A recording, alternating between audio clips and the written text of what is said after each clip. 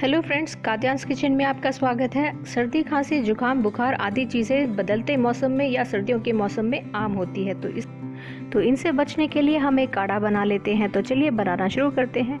एक पैन में हमें 1.25 गिलास पानी लेना है। 1.25 गिलास पानी लेने से क्या होगा, जब काढ़ा बनेगा तो वो 1 गिलास ही रेडी होता है। फ्रेंड्स, ये काढ़ा बड़ी आसानी से बन जाता है और कम चीज़ों से।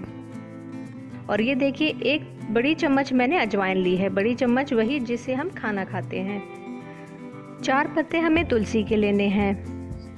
तुलसी से और अजवाइन ये सब तासीर में गर्म होती हैं, तो हमारे लिए काफ़ी फ़ायदेमंद साबित होती हैं। 2 काली मिर्च और 2 लौंग, जिसे मैं कूट करके डाल लूँगी। ये देखिए, कूटने से क्या होगा, इसका जो अर्क है वो काढ़े में मिक्स होगा। 1 इंच अदरक ले लें, इसे भी मैं कूट करके डाल रही हूँ। अब आप कहेंगे ये काढ़ा तो काफ़ी कड़वा होगा, लेकिन ऐसा कुछ भी नहीं है, क्योंकि इस काढ़े में अब हम डालेंगे गुड़ को, और गुड़ हमारे जो काढ़े का टेस्ट है वो अच्छा बना देगा और मीठा भी हो जाएगा।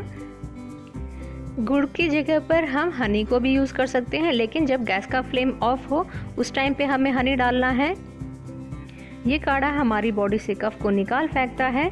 एक उबाल आने पे हमें गैस का फ्लेम लो करना है और 8 से 10 मिनट के लिए उबाल लेना है। तो आप देखेंगे कि धीरे धीरे काढ़ा हमारा डार्क होता जाएगा।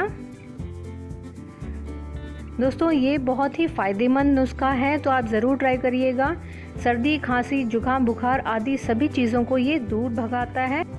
तो छोटे बच्चों को हम 2 से 4 चम्मच तक दे सकते हैं, जो 5 साल तक के होते हैं, और जो 5 साल के ऊपर होते हैं उन्हें हमें 1/4 गिलास काढ़ा ज़रूर देना है, और जो एडल्ट होते हैं उन्हें 1 गिलास तो ज़रूर पीना चाहिए। आप चाहें तो 2 बार भी पी सकते हैं, पर जब भी हम इसे पिएं ये गर्म हो, चाय की तरह हो, और एक एक सिप करके हम इसे पिएंगे तो काफ़ी फ़ायदेमंद भी होगा। तो ये देखिए, हमारा काढ़ा रेडी हो चुका है। 10 मिनट हो चुके हैं। तो फ्रेंड्स, अगर अभी तक आपने मेरे चैनल को सब्सक्राइब नहीं किया है तो प्लीज़ सब्सक्राइब कर लें। अगर वीडियो पसंद आई हो तो लाइक करें और शेयर ज़रूर करें, क्योंकि ये बहुत ही फ़ायदेमंद काढ़ा है, या गुट्टी जिसे हम कहते हैं। तो ज़रूर आप शेयर करिएगा और कमेंट करके ज़रूर बताना कि आपको मेरा ये काढ़ा कैसा लगा। खाना खाने से पहले या बाद में किसी भी समय पे हम इस आयुर्वेदिक काढ़े को पी सकते हैं।